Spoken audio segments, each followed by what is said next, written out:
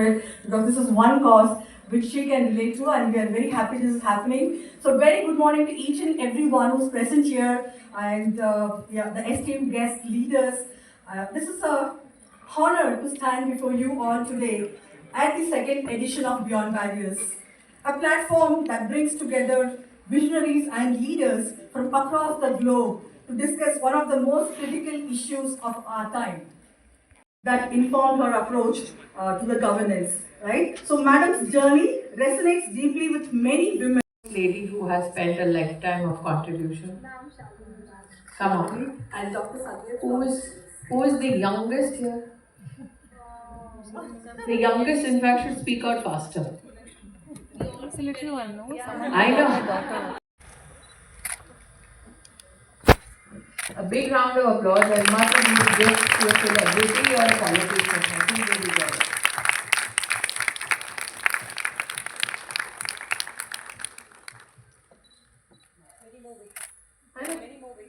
So now, and even if the wick is lit for all the photographers, go at it again.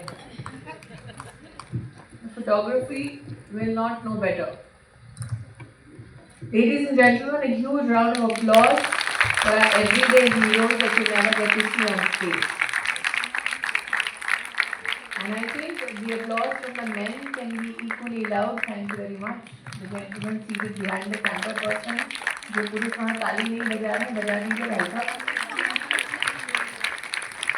एक पुरुष को तो शायद mobile से इस या तो माता जी हैं तो गर्म करती हैं. बजा दीजिए ताली.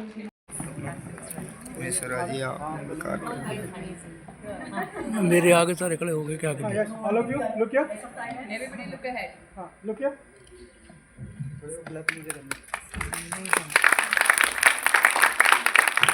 Was understood that they matter. And I think that is what is something that we all need to reflect upon. Why is it such a shocker that women of potential, women who have given so much to their communities, to their families, have to be singled out to be called on stage, and not many amongst us know of their contribution and their stories? Why is it that we are taken aback when we call women, let's say, from the scientific community, to come up on stage and light a lamp when we expect a politician to do the same? So I think that our true tribute as women for each other is to help the other glow on stage, is to help attract attention to someone else's achievements, is to help strengthen the message to younger girls like that young lady, that you need not be a celebrity woman to be recognized, to be applauded. That every woman who contributes not necessarily succeeds, but even if you try and you fail, but the very fact that you wanted to determine your own path is a sign of your courage. So today I called 3 generations of women, but I was particularly happy to see the youngest and somewhere in the middle, a young girl, for her to know that women her age never had it that easy. Women my age are where we are today because they pushed the boundaries without being seen militant about it. So it's our responsibility today in my generation to make sure young girls like you recognize that you need to respect women of the ages before us, and just like them and possibly us, you need to make a way forward for younger girls who will follow suit, who will look at you as examples. So beautifully said with that one word. I think it's more about the mentorship which ma'am always talks about. It's about the right role model. I think that we have given too much of leverage to words like mentorship and role models. If I'm ever asked who's my role model, she's not a hero. She's not somebody you know, but she's somebody that I've seen struggle my entire life. We all have this audacity to look for heroes outside. Have we ever turned around and looked at our own mothers? Because they've had, especially the generation of women that I have looked at, they've had it tough.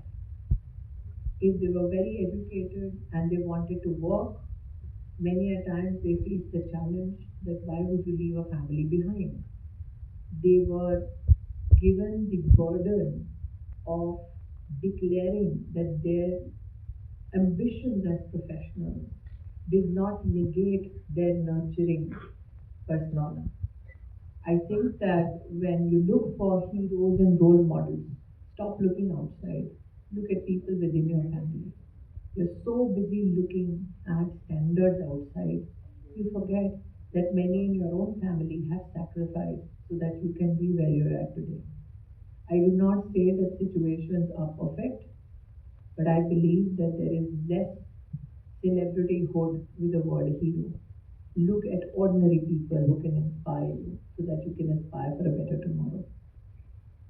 Amazing, amazing. It's goosebumps moment. When we talk about, I mean, most of us are women entrepreneurs and women leaders from diverse sectors here, and you have been talking about women-led development and in the various international platforms, being the voice of many women out here. One first question is the work-life balance. Firstly, I'm not the voice of women. I'm a woman with a voice. There's a big difference. And you are the voice of because we make the biggest mistake when we club all women under one umbrella and say, oh, this one woman will speak for all women. That is the greatest injustice. As women, we have, I think, the capacity to speak. Our problem is, are you heard? So no woman in this room or outside has a problem speaking up. But she always judges the circumstances she is in and then speaks accordingly or chooses to be quiet. So women don't need a voice. Women need a surety that they'll be heard. Perfect. Okay, so you have been a politician, actor. I have not have been a politician. I am a politician. Yes, I'm sorry about that. So making her very nervous. Oh no. Yes, that first question what you wanted to ask. Yes, please. So, all of us know that you've been the Smriti Irani, then a horticulturist, and also a politician. That's a bigger part of your. I don't think anybody is telling you about my farming capacities. You're the first one because you share a neighborhood farm with me. Yes. Disclosure. Alright. So, ma'am, there are challenges in every step. Every step of your journey, you would have had challenges. You have faced them. You maybe overcome most of them. So, can you share I something? Don't think I looked at life from a perspective of challenge. I think I looked at life from a perspective of opportunity. Because the minute you look at everything as a challenge, it burdens you with a certain kind of negativity. It burdens you with a certain kind of grossness. And I believe that you win, you don't whine.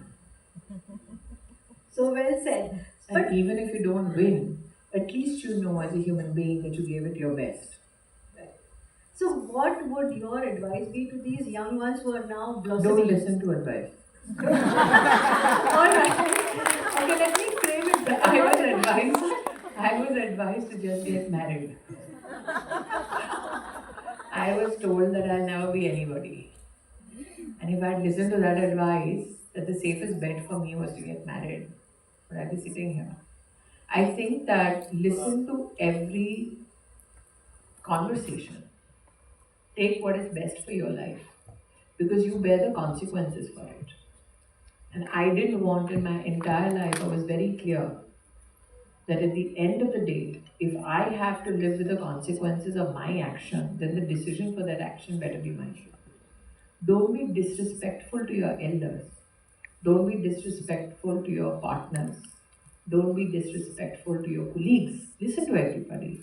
But do what you deem is best for yourself.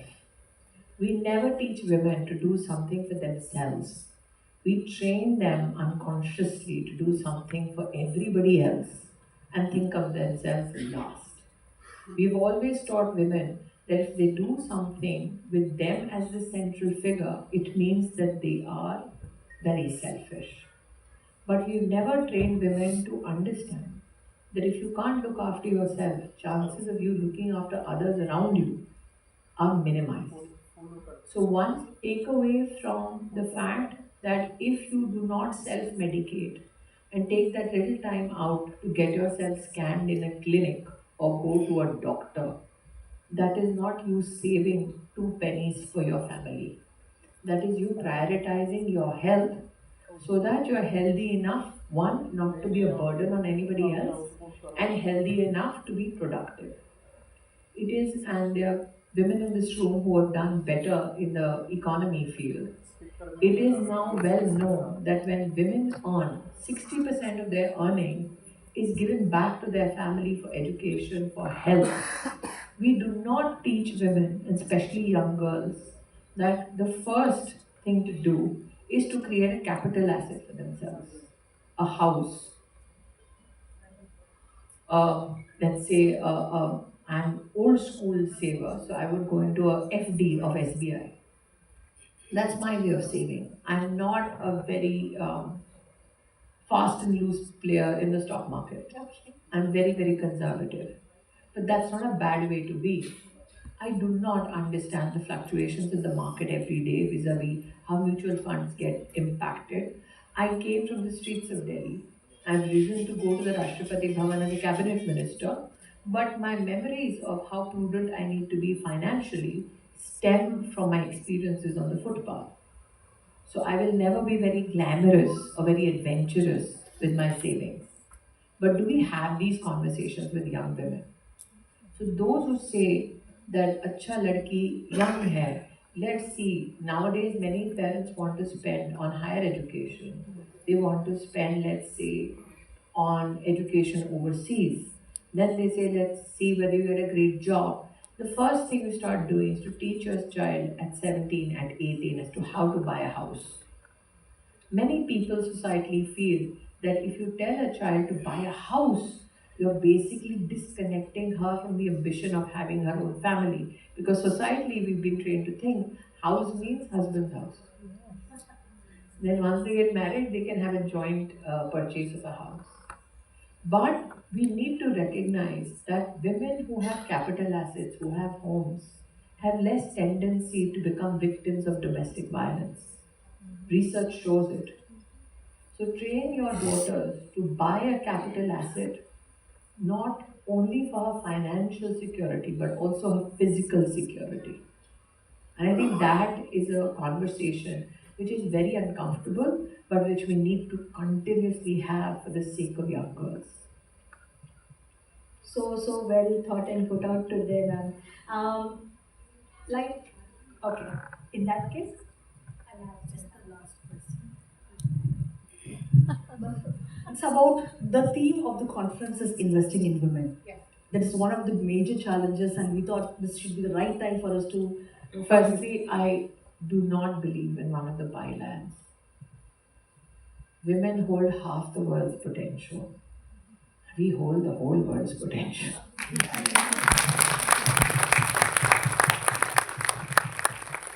One, because now research available shows that anybody who has hired a larger workforce consisting of women, attrition rates are lower, productivity is higher.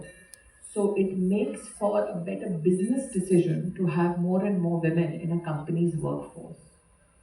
Secondly, I do not believe that it would suffice if the workforce itself is a standard that we all aspire to meet.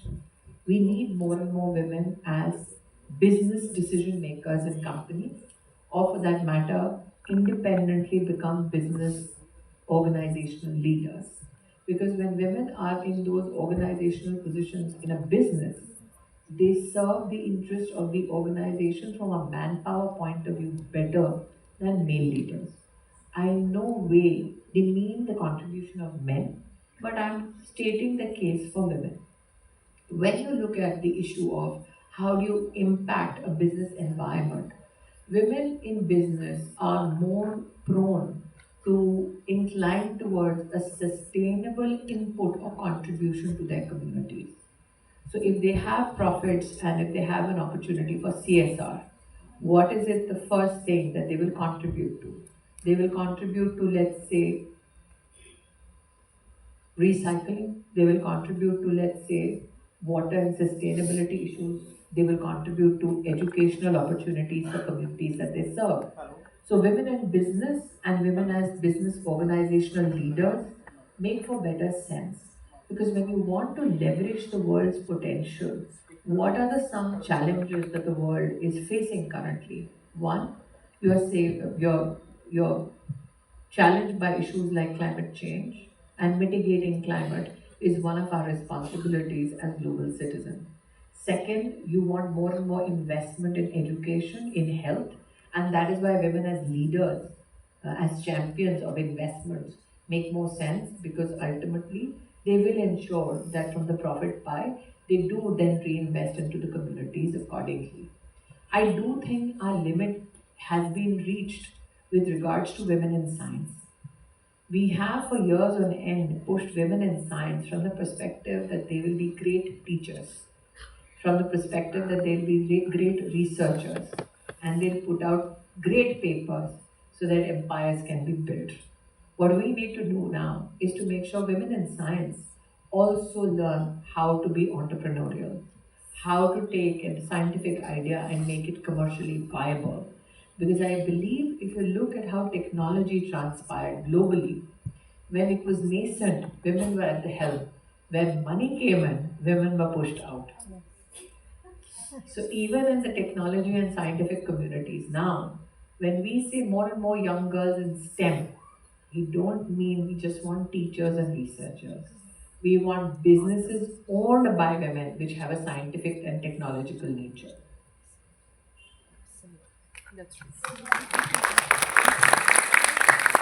Much for being here with us and us all inspired. Yes. All of you, look here, please. Please.